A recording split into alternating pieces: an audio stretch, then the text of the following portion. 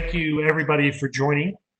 My name is Randy Cousins. I'm an Executive Vice President with Capgemini, and I have responsibility for our energy, utilities, and chemicals business within North America. We're really super excited to have all of you joining us here today. We are welcoming you to the Grid Modernization, the DERMS full experience with Capgemini and our partner mPrest.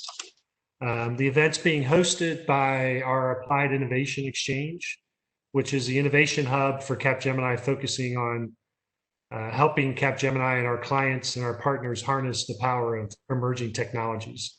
So we think this event fits squarely in the mission and the purpose of our AIE, and we're really excited to have you all here today. So before we jump into the agenda, and I'll introduce the panelists in just a moment, I do want to kick it over to Corey McGuire, who's the Vice President of Sales for North America for mPrest. Corey. Thank you, Randy. Good morning, good afternoon, good evening to all. And being able to offer those three salutations shows the global nature of our partnership with Capgemini, as well as the reach of our business. As Randy stated, I'm Corey McGuire, the Vice President of Sales for North America for mPrest. And I want to thank everyone for attending today's event, both our partner Capgemini and our utilities. I would also like to give special thanks to Capgemini for allowing mPrest this opportunity to showcase our DERMS system of systems orchestration platform and how our mDERMS platform has addressed the different use cases we have formulated and defined globally with our utility clients. As well, please note that the information and use cases we are sharing today are a culmination of information and real-life experiences that have been garnered side by side with our utility clients, both here in the US and abroad. And my hope is that each attendee finds several key takeaways that will allow you to better position your business and also better implement your company's vision for the support of distributed energy resources. And with that, I will turn it back over to Randy with Capgemini. Very good. Thank you, Corey. So the agenda you see up on your screen, I'll introduce the rest of the panelists here in just a moment. I'm going to spend the first 15 minutes, 10 to 15 minutes, just giving a bit of a macro view of the power utilities industry in operating in the new normal. So beginning to think about what does life look like on the other end of the current pandemic crisis that we're all dealing with. We'll then get into the digital grid edge and the DERMS case studies by Ron Halpern. We'll then have Rory Lewis take us through some lessons learned from a specific case study. And then we'll talk, Ron will come back and talk about DERMS as a service. And then to the extent we have time at the end, we'll entertain some Q&A. We also have on the technology platform here a Q&A capability. So if you do have questions along the way, feel free to type them in there. We'll try to answer as many as we can along the way and sweep up those at the end that we can as well. Okay, so I've already introduced myself. The next panelist is Ron Halpern. Ron is the Chief Commercial Officer for mPrest, and we'll hear from Ron in just a few moments. If we go to the next one, Rory is a director in the utility solutions area for mPrest, and Rory will drive through some of the demos and the case studies, and then you heard a bit from Corey here. Okay, so let's get into the first bit, which is the operating in the new normal. And if we can go to the first slide, if we think about the pre-COVID situation, and Capgemini has a global energy and utilities sector. We do an annual research, very deep research. We call the WEMO report. It's the World Energy Market Observatory. And the last report we did showed these kinds of statistics, right? And most of the data is a combination of the 2018 data, but it showed an increase of energy consumption, 2.3%, 14% global renewables growing as the fastest growing energy source, I should say, which will be really important for today's discussion. Obviously, fossil fuels still has a dominant share of the energy provided around the world, and we saw a 2% increase in greenhouse gas emissions. So this was pre-COVID. The impact of the crisis, obviously, we all know has had massive societal, economic, and cross-industry implications. And all industries are trying to deal with it, including the utility industry. If we go to the next slide, we can see some of the specifics of the data in terms of the impact of the crisis. So no surprise, GDP for Q1 down almost 5% in the US. Massive reduction in mobility across the globe, which has led to demand drops across oil, gas, and electricity. In fact, in April and May, the oil and gas, or the oil, I should say, demand dropped by 30%. We saw the wild fluctuation of crude and the crude price crash. So WTI, we saw the June contracts, or the June futures in May swing negative, now climbing back into the 30s, low 30s, mid 30s, showing some stability, but we do still expect a lot of volatility in the commodity price around oil. Companies have had to deal with moving their workforces to a teleworking environment. And so all the policies that go with that, the technology required to support that, obviously a massive effort, and some really interesting findings, by the way, coming from that in terms of productivity. In some areas, some functions have actually seen an increase in productivity in this new environment. And so when we think about coming out the other end, our belief is we'll not go anywhere near to what we were before. There'll be some new models around how workers and the future of work is done. We've seen, if you go to the lower right there, a massive increase in cyber attacks as well that we've seen during this period of time. And so the posture, particularly for critical infrastructure like utilities, has been on high alert as it relates to cyber. Electricity demand decrease in the U.S. has been between 5 and 10%, not quite the drop that we've seen in the oil industry, but significant nonetheless. And a really interesting piece here around the greenhouse gas emissions. So 30% reduction during the peak of the lockdown, and we expect to see 5% reduction for all of 2020, which really leads to quite an interesting discussion around where does this lead us from an energy transition standpoint. If we show in the next slide, the energy transition. So again, the big drop, 5% is what we're expecting in 2020. We haven't seen a drop like that in greenhouse gas emissions since World War II. It actually puts us back in terms of emissions back to a 2010 level. So it takes us back about a decade in terms of the amount of greenhouse gases that are being put into the environment. And what we're seeing is just a ton of data that's being able to be collected to see the response of the environment when there is a global orchestrated drop in demand or drop in emissions. Obviously, the compelling event here, very unfortunately, obviously, is a global pandemic crisis, but that has shown that the environment and the air quality can change very quickly with the reduction of greenhouse gases. So the question is going to be, what does it mean to sentiment of society? What does it mean for global policy, political policy? Obviously, Europe has been a leader or has been leading the pack in this particular topic, but it's at least our belief that North America and the US specifically will likely be under much more pressure to accelerate what's happening in the energy transition space and the renewable space. And we're seeing a convergence, if you think of a Venn diagram, a convergence of private industry from the big oil and gas companies and the big utilities as they both go into this renewable space. What is the future and what is the role of those companies as you think about a more distributed set of energy resources? It's our belief also that those companies, the private industry, will be the driver and will need to be the orchestrator to get real material progress in this particular space, that the private industry is best positioned and these companies are best positioned to bring together technology companies, private investment, the governmental entities. So the role to be played here is massive, and I think North America will see an acceleration of this kind of topic as we go forward,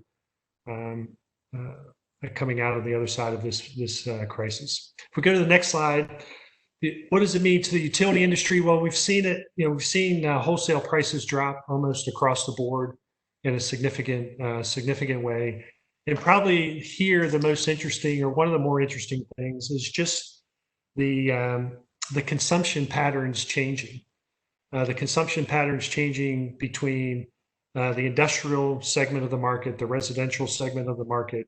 What does that mean to the load curves? What does it mean to peak demand? And all of that's having an impact not only on the top line revenue, but also on the profitability side as well, as these different segments are now showing up in different ways. And so as we go forward, the utility companies will need to look at their business model, the models will need to change in terms of forecasting different customer segments and how those segments will be consuming energy in the future, because likely it will be different than what it was just a few months ago. If we go to the next slide, this is my last slide. It just tries to sum up what is the new normal and what are the new ways of working and living. Obviously, this office working piece we talked about, companies will need to establish new policies, new ways to really find a sweet spot of productivity and working with their employees in new and different ways. Again, kind of a future of work topic. Our view is that even though productivity in some cases have increased in the new model, that over time that would plateau and begin to decrease if you don't begin to bring back personal face-to-face engagement. So there is an optimal blend that I think a lot of companies will be working to try to find. Also, an acceleration of digital transformation programs, and many companies have those underway. That's no surprise, but this has really shown, I think, the need to accelerate, mostly to leverage faster OpEx cost savings. And most companies are looking at really getting after the O&M operations and maintenance cost savings in their environment. So these programs, we think, will continue. In many cases, will accelerate. We talked about the energy consumption just on the previous slide. Again, this will affect business models. It'll affect financial forecasting. It could affect the value. It likely will affect valuations of companies, and likely the oil and gas companies here are in for a bit of a taller task, just given the volatility of their commodity.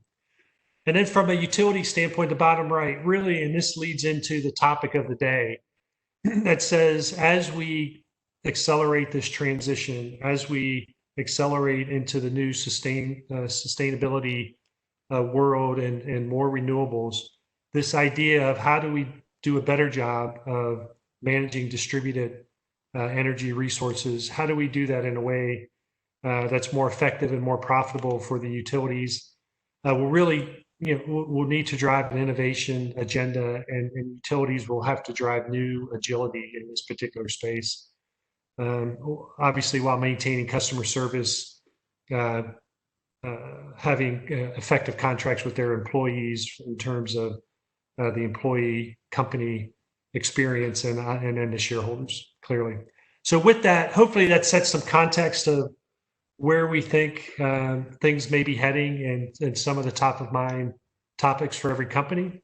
So with that, I'm going to turn it over to Ron to get us into the next topic. Randy, thank you very much. And you've mentioned a few times the new normal and how we'll work. And obviously you're talking on a broader level, but specifically on how we interact with customers. It's not the future, it's what we're doing now. So this is definitely part of the new normal, and it's happening today. But thank you for those insights. Very interesting.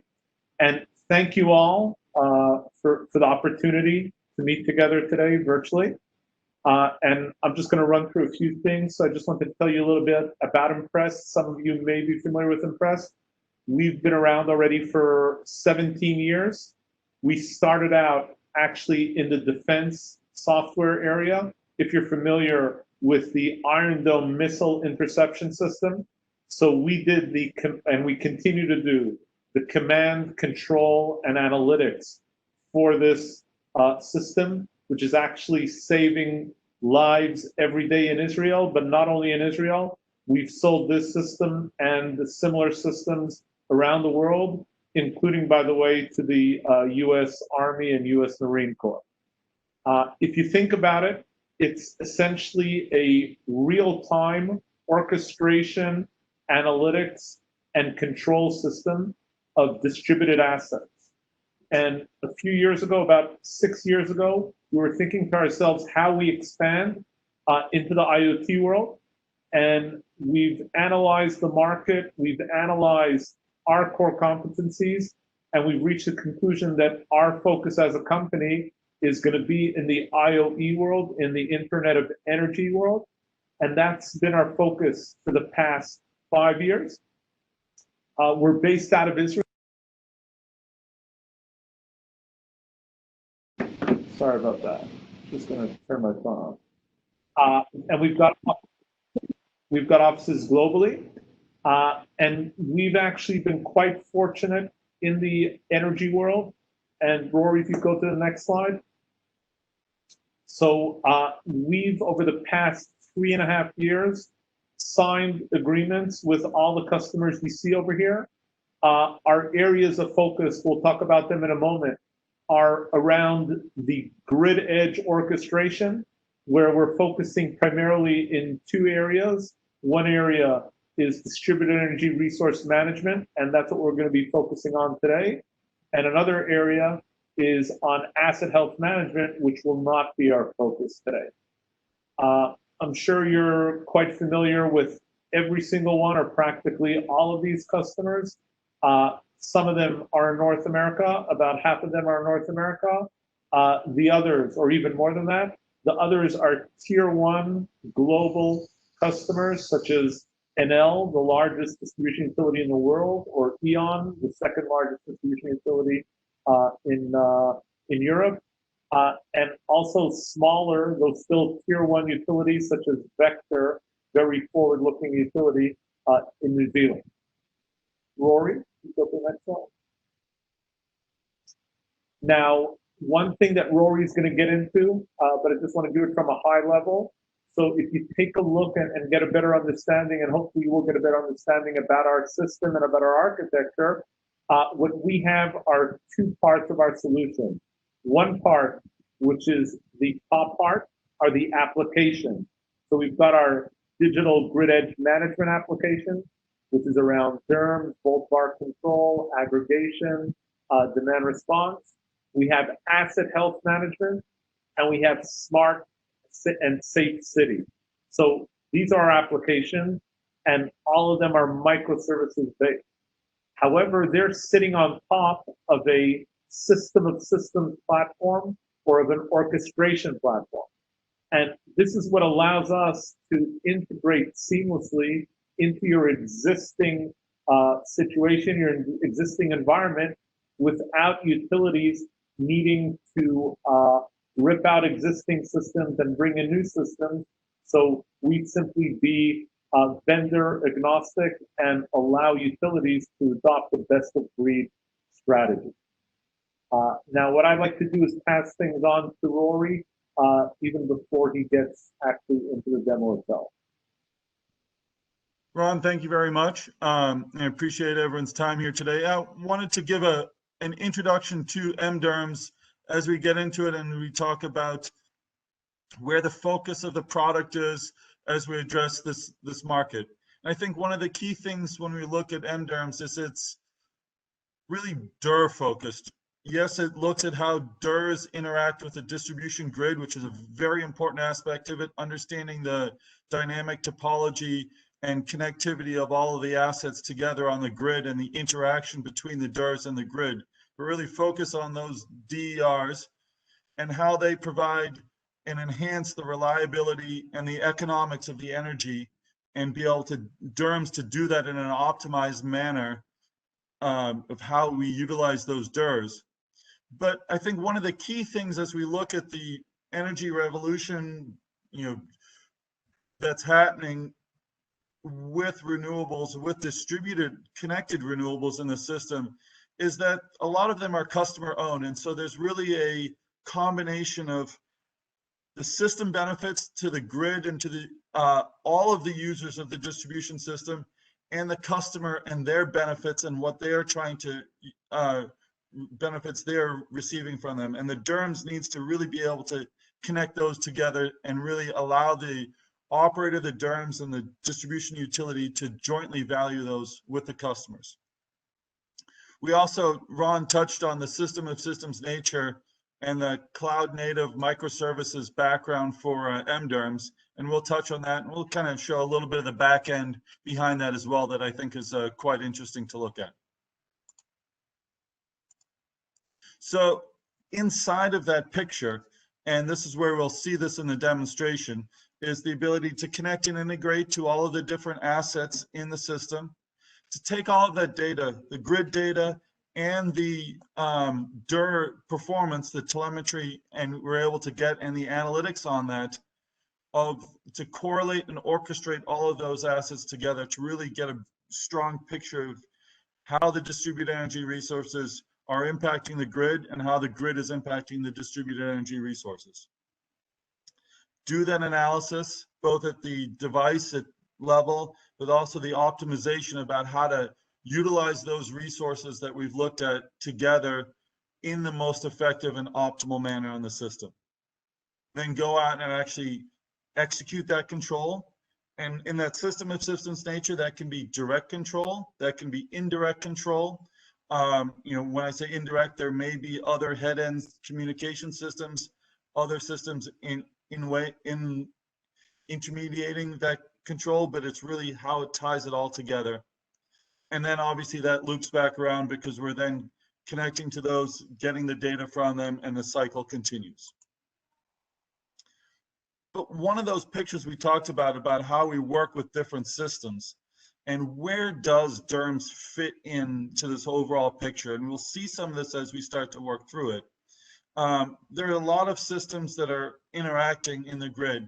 Obviously, SCADA, distribution SCADA, DMS, ADMS has a major role, primarily in real-time planned and unplanned restoration of the network through switching of utility assets. And some optimal pieces attached to that, but very much about the switching. You may have demand management, virtual power plants, looking at management of customer demand on the system, but that's a very broad aspect as well. DERMS looks to really optimize all of these assets together and more, the electric vehicles, which is probably one of the greatest demand growths on the system, and how to bring all those together, as well as to interact with markets and the transmission, the bulk electric system together. And that's really the perspective that we will look at in detail in the demonstration. There's a series of this functionality that we can look at that becomes part of the system, from being able to gather the data, collect it, see this fleet of assets in the system, manage those programs. That's where we get together with the concept of customer benefits and system level benefits, and working those together with the business rules.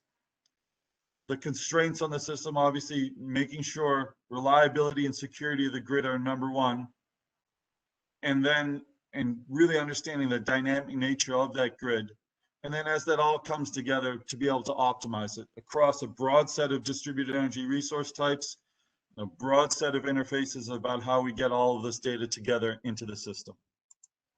So I'm going to actually hand it back over here to Ron for a moment. He's going to give a high-level view of some of the use cases that I'm going to then go into detail in the demonstration of.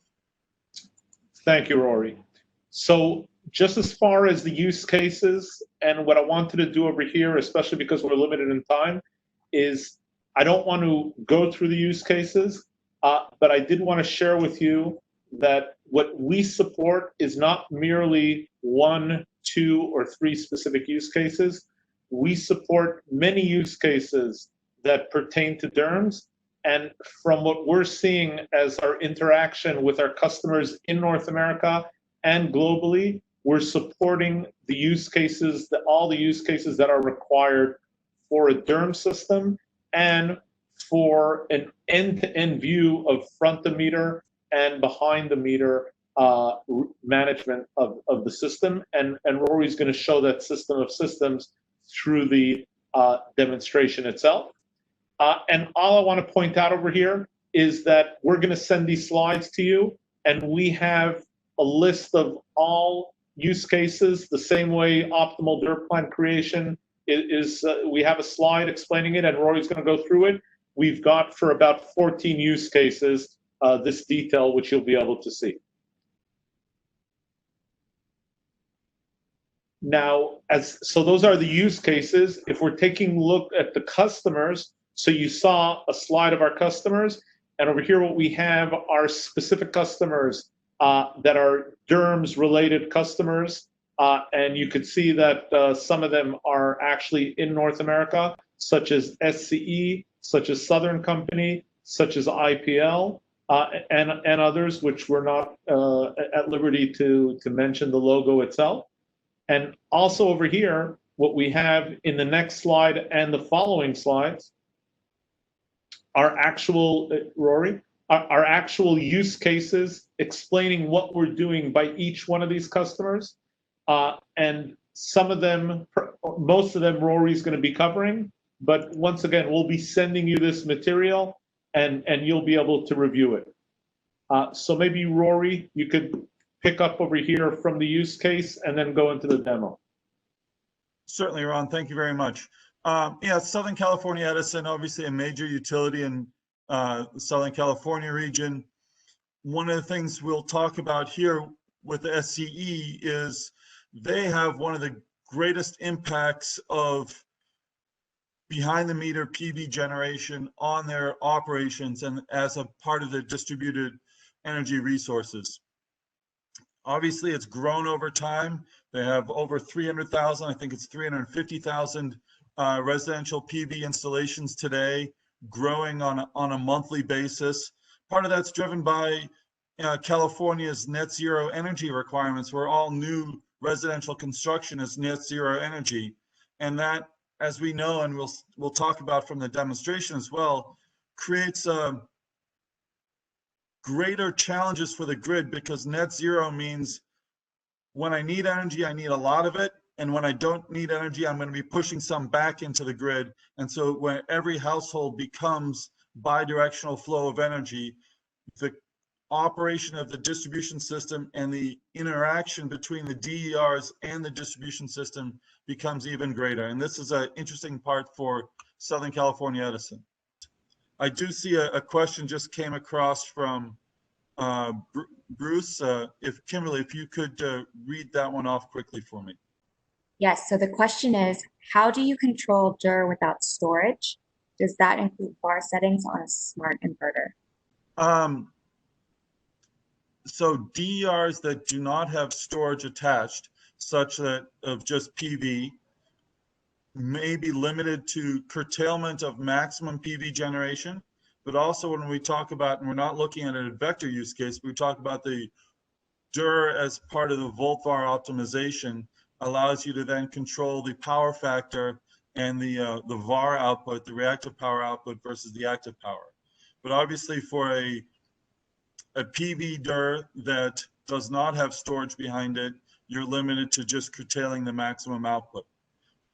But the other aspect of that is we take a very broad view of DERs to include both the load flexibility, like demand response, the storage, batteries, customer side, and grid side where there's no integrated load, and the different types of generation, both the controllable generation, like a backup generator, a microturbine, or an uncontrollable generation or non-dispatchable generation like PV. Hopefully that kind of answered the question. So maybe until some additional questions come up, I'd just like to touch on a few points. And Rory, just to complement a point, a very important point that you brought up, and that is the average DER penetration versus specific DER penetration on specific feeders and specific substations. One thing we're seeing with many customers is, or many potential customers, is that they're taking a view, an average view, and they're saying, listen, on the average, we don't have a deep penetration, so even though we recognize the fact that we're going to need DERMS, today, it isn't our highest priority. And what we're seeing is that more and more customers are realizing the fact that they do not have to deploy DERMS across their entire distribution system, and they're able to deploy it where they need it, because there are areas that they need it today. So that's something very interesting that we're seeing. Another phenomenon very interesting that we're seeing is that many utilities are, even if they didn't invest in DMS, they are investing, or they at least have plans to invest in ADMS. And what more and more utilities are recognizing is the fact that in addition to the ADMS, they want to adopt an architecture where there's a DERMS, and that DERMS is in parallel to the ADMS and not necessarily part of the ADMS, in order to assist in giving that full front of meter and behind the meter end-to-end view and integrated processes. So that is something else that we're seeing. So Ron, I think if I can just add to your point there, I think one of the important aspects is, and it's one of the things I mentioned right up at the beginning, as we look at this here and we look at the DER plan, and remember that it is an integrated plan over a rolling plan, forward-looking, optimally over a 24-hour period. And that's one of those core aspects about DERMS, of being able to bring together all of those resources that may be SCADA involved, includes the network that is SCADA and ADMS controlled, but really integrates them together optimally over that 24-hour plan to create the reliability and optimization over time. That's where the DERMS looks as being a very separate application and separate capabilities from the ADMS side, and very much complements that, because it is able to connect together the customer requirements, the customer benefits with the system level benefits together, integrated over time, which becomes very important for storage and for other assets. One other point I wanted to bring up, and Rory touched upon it in the beginning, as did I, is the vendor agnostic nature of our solution, but it isn't only vendor agnostic, it's also cloud agnostic. Now, one thing we've seen through our work with utilities is that more and more utilities are investigating and even investing in cloud environments. And as a result, what we decided to do is to design our DERMS bottoms up to be suitable for on-premise deployment, as well as cloud deployment or a variation thereof. And not only do we have in full distribution network or distribution system wide production, do we have DERMS, but we even have it over the cloud.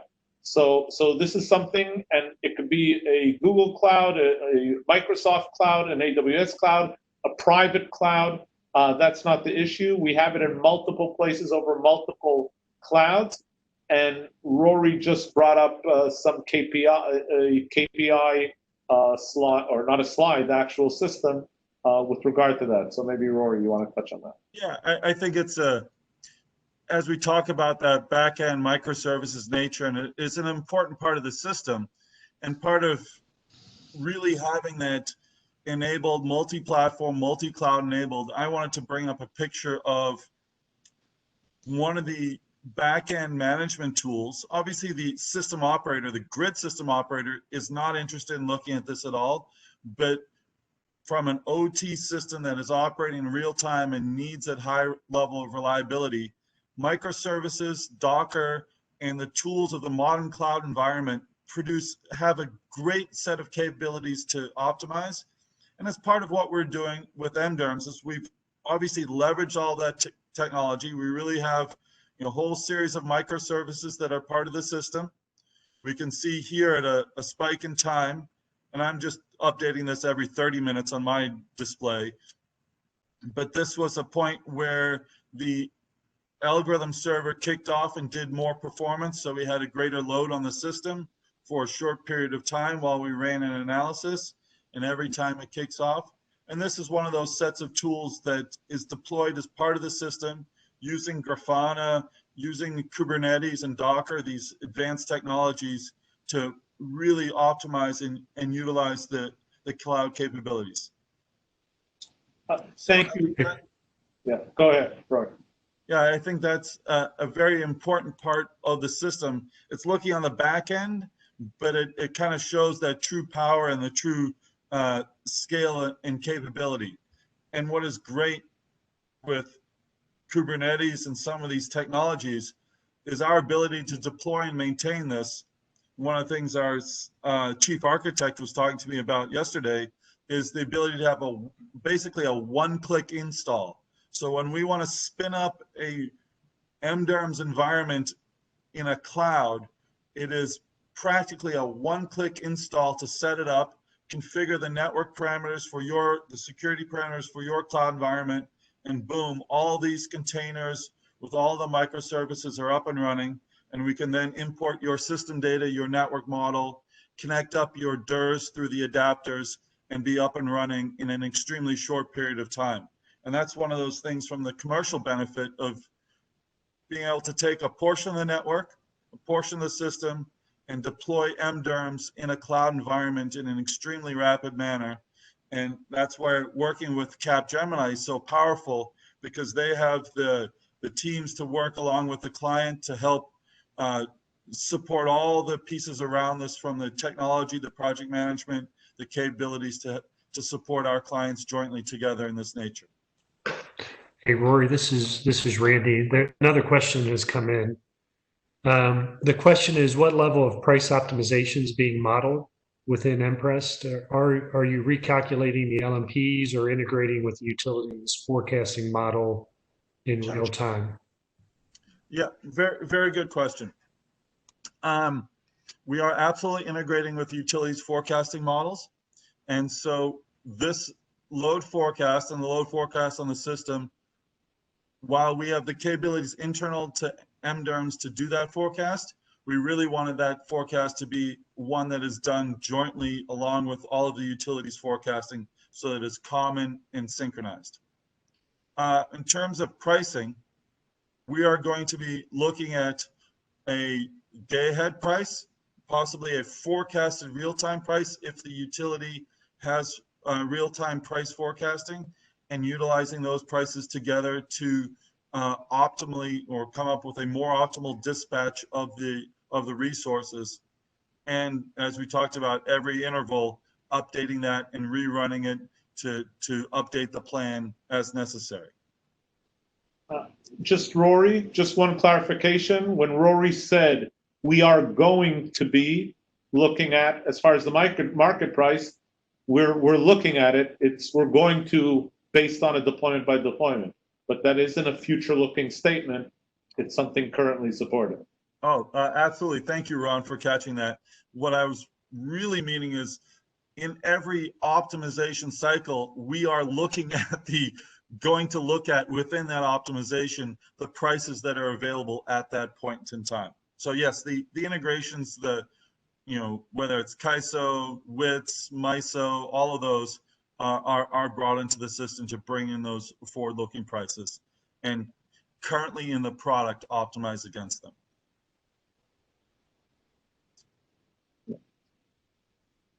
And just going back for a moment to the cloud, so I just wanted to mention two more points. One is more an emphasis, and that is cloud is an amazing ability. That being said, many of our customers are on premise, and we appreciate and understand that. So we could do whatever makes most sense. But the fact, and it's the same architecture, it's the same microservices architecture, whether or not it's deployed on-premise or on private cloud or on public cloud. But what that ability gives us, it opens up yet another ability, which may be less relevant for the people on this WebEx, but still. And that is the fact that we're able to offer with our partners or with our customers something that we call DERMS as a service. So as an example, and it's not limited, but Vector was the first one to implement it. So the way the market works in New Zealand is there are about 27 or 28 distribution companies in New Zealand. Vector is the largest. There are 2 more of that order of magnitude, and the remaining 24, 25 are much smaller. So Vector would be offering to those smaller utilities DERMS as a service. This is, at the time, we've implemented already 2 years ago. It's quite forward-looking, and Vector is quite forward-looking, but it's something that we see significant potential in North America as well, not necessarily for larger utilities. So we just wanted to mention that. Yeah, Ron, thank you for catching that. As I talk about the cloud native aspect of the product, microservices are very powerful. They don't require a cloud environment like an Azure or an AWS or Google Cloud. That could be a private set of resources. It's just the microservices capability creates so much greater flexibility for the deployment on premise or off. But it also, with this microservices environment and capability, creates the ability to do that in a hybrid manner, where there are certain aspects, whether it's a private cloud or public, or security zones within the utility that have to be managed for security reasons. You know, when we look at connecting to things like customer premise solar plus storage installations, the SolarEdge instance, that is going across a public cloud. It has to, that's where the communication lies.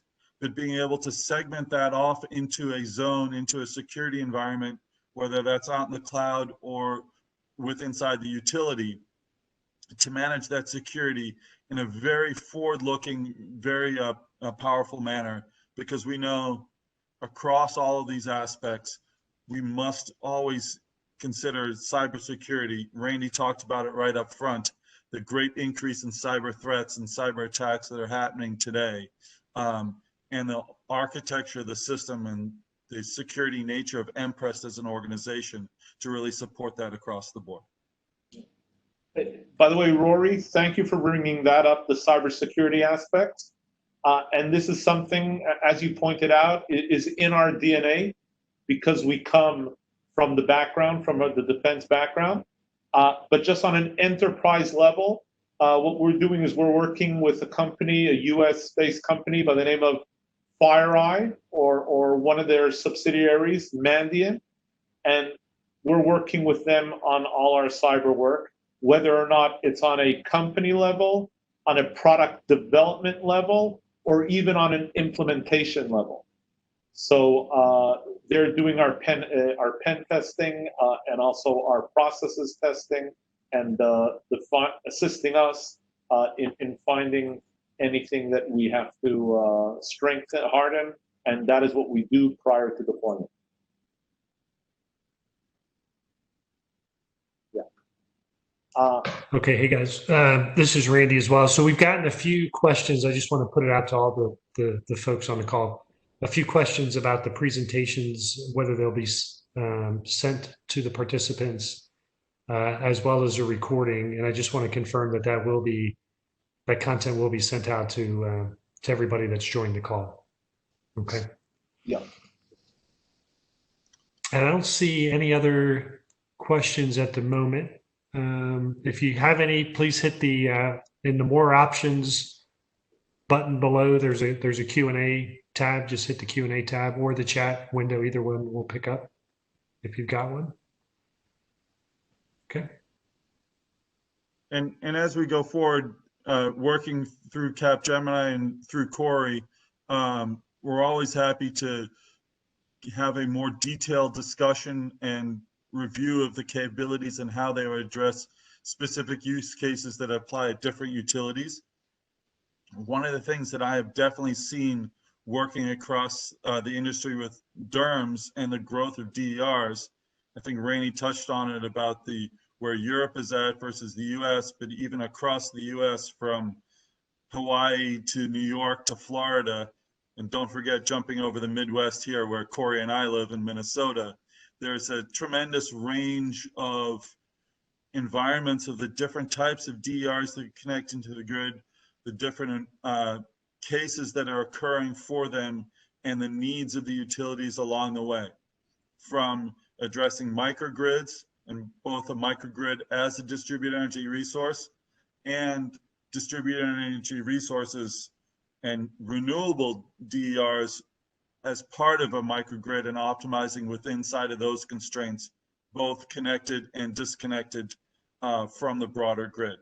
So there's a very broad range of different use cases and environments, utility environments that we have worked in and worked across. And we're always happy to have those discussions about what is important at each different utility.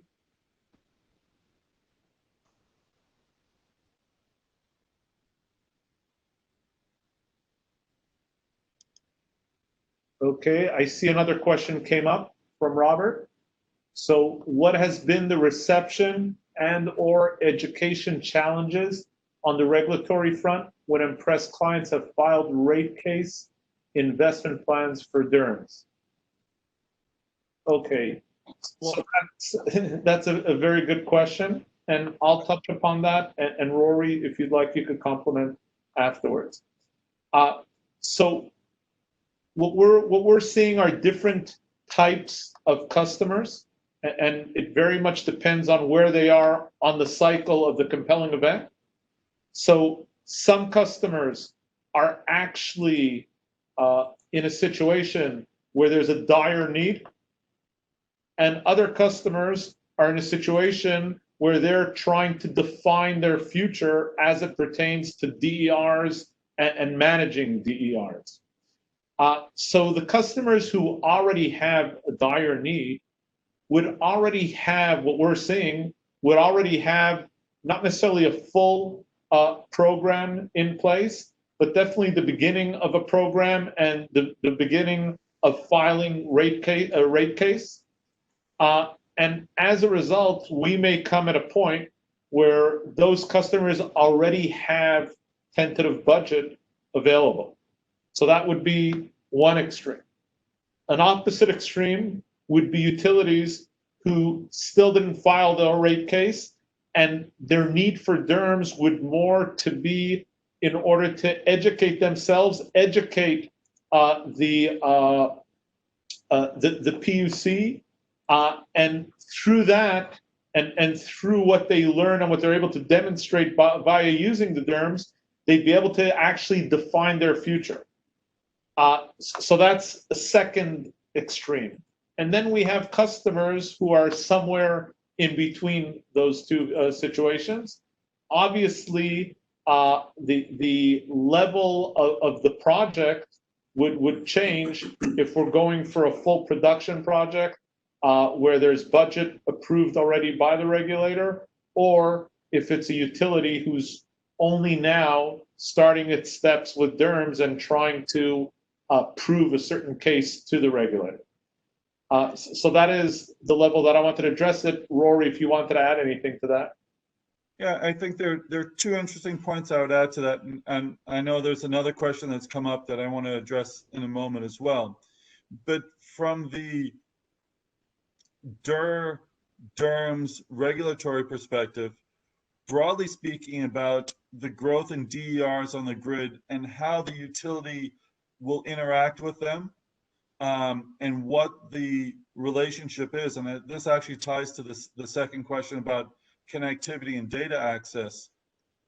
A director at a utility was talking to me about the rate case they were submitting, and kind of the discussion they had with the regulator is there were two proposed rate cases that they could submit. One was the, let's call it the $10 billion rate case, and one is the $5 billion rate case. The $10 billion rate case says customers can connect up any DER they want in any way that they want and any time on the network that they want. And the utility just needs to respond and accept that. And there are no programs, there's no control, there's no visibility, just plan for the worst case scenario. But the $5 billion, 50% off rate case ties to, we're going to, through the regulatory environment, allow data on those DERs, real-time telemetry, access, knowledge about where they are, some limits, hosting capacity requirements, all to be part of that.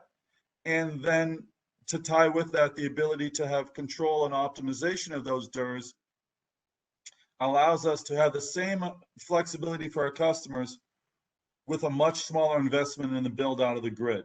And that's the whole part of this distributed energy resource, and where the DERMS comes to play in that is it allows a greater level of flexibility, but it also requires that partnership, that cooperation enabled through the regulators, but with the customers, because it's really enabling and empowering the utility customer relationship and partnership in the system. And as that's evolved, and as it continues to evolve, another utility that I've worked with, where they've built out a lot of individual programs, they have their residential demand response program with the system that's managing it. They have their large customer load flexibility program, which is largely by phone, but it's a strong amount of flexibility. They have their customer premise battery program. They have their customer EV program, and all of these pieces together that they're able to look at, but they didn't have the system to tie it all together and to understand it with a grid. And that's where mDERMS and what they're very focused on, very interested from mDERMS, is how to coordinate, orchestrate, and optimize all of those systems in that system-to-systems manner. But I did want to, while I touched on it, I did want to come back to the question about controllability of customer resources. I think it's absolutely fundamentally important to say the utility and the DERMS should not, cannot, will not control a customer's DER, customer's asset, without an agreement, without permission in place. It has to be that partnership. We look at California at an extreme, not an extreme, but as maybe a little bit on the forefront, and Hawaii as well, where they've both said connecting up DERs onto the grid requires that you support let's call it a 1547 2018 inverter that has communications, so telemetry comes back. And if you want an even better rate, please join this program that allows us to control your DER through that capability under certain circumstances. And that collaboration and the ability to bring in that program, and I think it's very important as we look at it from, this is an operator's perspective. What an operator would see is going to happen over the next 24 hours. Those program rules, those price optimizations, those restrictions based on the customer's agreements, the regulatory environment, all of that is embedded but hidden from the operator, because the operator wants to look at what resources do I have available, and if I don't have the resources available, let me look at other ways I can address these concerns on the system. But the back end of the system is taking all of those constraints into account, all those prioritizations, the regulatory rules, and then presenting the operator with the options that they have available in order to optimize the system. And to do that in a closed loop manner with alerting based on when there's a concern that the closed loop solution is not producing the optimal result that is desired. I hope that touched on the question regarding, the controllability approved and enabled. It's very much in conjunction with the customers.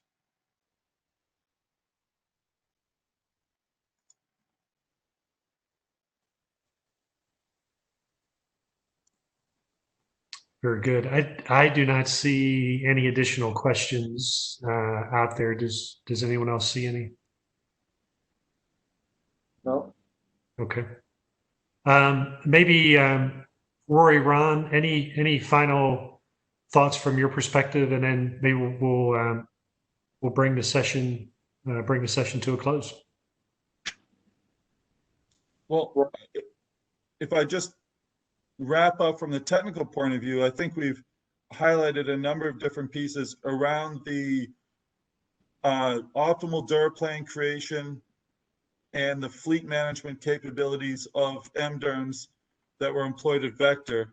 But as we look at the broader power quality use cases and the power quality impacts, we can also in the future do a further webinar on the optimization of voltage and power quality over time, and the co-optimization along with the load or active power on the system, and how DERMS looks at both of those together to integrate across the system. And that can be from the microgrid scale out to the entire distribution grid scale, in the environment, and obviously being able to deploy that very rapidly on premise all the way up to a major cloud deployment. So thank you everyone for your time and your attention today. And yes, please follow up with additional questions. Ron, Corey? Yeah, so before Corey wraps up, so he wanted to wrap up, but I just wanted to touch, obviously, thank you all for attending and spending time. And I hope we were able to transmit the message that we'd very much like to engage with you together with our partners, of course. And one thing that we're seeing time and time again is that when we sit down with customers and customers share with us what their ADMS plans are, what their DRMS plans are, what their VPP plans are, we're able to illustrate to them how we're able to bring everything together and enhance these systems to a virtual system of systems. And one thing we typically do is we're able to show this in a very quick manner in a 1 month, 2 month POC against tangible value. So we definitely welcome the opportunity to continue these discussions and see how we can hopefully partner with you and add value and assist you in meeting and exceeding your goals. Corey? You're on mute. Yep, sorry, Ron, about that. And in closing, I'd like to thank everyone again for attending this event and braving what is this new normal. And hopefully everyone was able to digest the benefits and values of the information and the use case demonstration that were provided today. And also just to key on and to note that Capgemini and mPrest bring a unique set of values by being able to provide an end-to-end suite of grid modernization products and services, and that these products and services that we bring rest upon things that have been globally implemented, which provides this system of systems platform.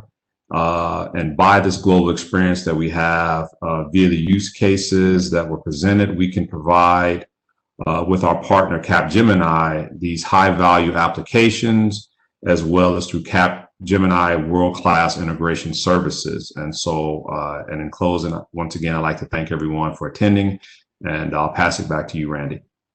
Yeah, very good. I'll keep it very brief. So just I'll add my thank you to everybody for attending. Thank you very much to the mPrest team for all of your preparation. I think the content was outstanding, very timely. as well. And lastly, I would thank the Capgemini Applied Innovation Exchange for hosting the event. And everyone have a great day. And thank you very much again for your attendance.